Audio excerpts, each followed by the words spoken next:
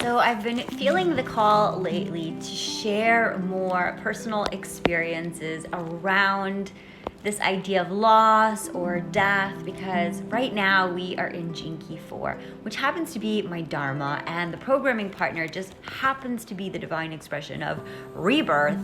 And as a Leo rising rebirth from this solstice, I just want to share an interesting contemplation.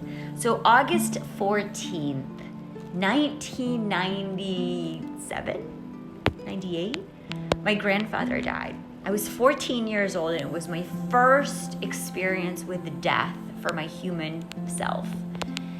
And it was very unexpected. He had a heart attack in the shower, but he was on life support for a couple of days. So I went and visited him. All my family would go and visit him, and we would stay for hours, and we would go every day, and he was there on life support for about a week.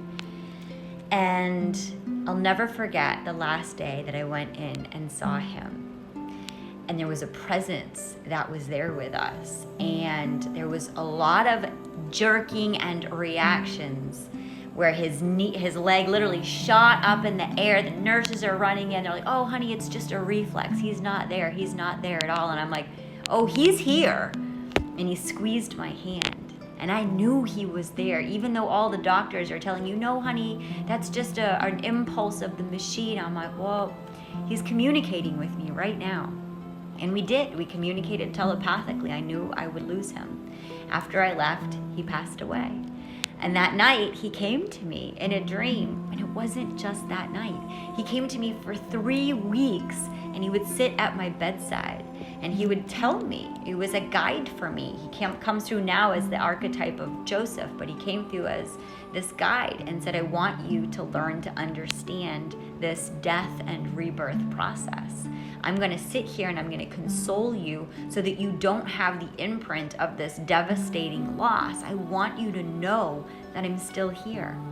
And so from that first passage into what death was, I was guided by this other spiritual being that came in the archetype of my grandfather, someone that I related to, someone that I loved, someone that I wanted to connect with. And this being got to inform me so that it was an embodied experience that love never dies. It just changes form.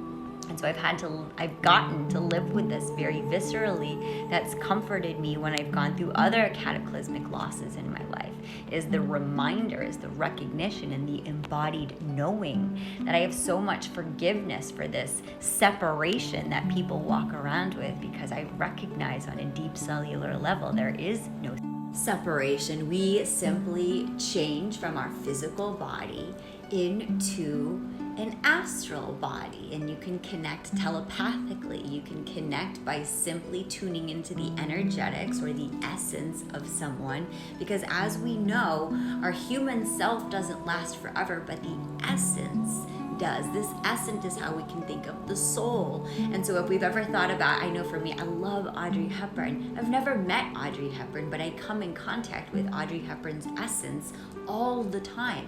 This is the essence of grace. And now through my grandfather, I have this essence that comes in all the time. It's usually coming in when I'm going through a dark night of the soul. And this essence comes in to remind me that love never dies. It simply changes form. Now it comes through, and every time I take pictures, there's orbs in it of all of these light beings that show me that light is always there. It's just being transmuted, which is like energy is always there. It's just being transmuted. This finite experience of being in a human body is just earth school for our learning.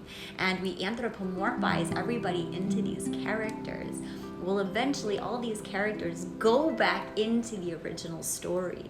Now we can say there's a medley of these characters, that now I just say I have a deep connection with the beloved, which is to say I have a deep connection with the essence of all the light beings I've had the pleasure to know. I hope that helps for anybody that's navigating this perception of division or loss or separation, to recognize on a cellular level that our loved ones are always with us, and they love to connect with us when we open the portal and invite them to. We have sovereignty, we have free will, so they're not going to interrupt us unless we are open to receiving from them. So if there's someone that you're missing today, send a little prayer out and ask for them to come in contact with you, and they will. Sending you so much love. Namaste.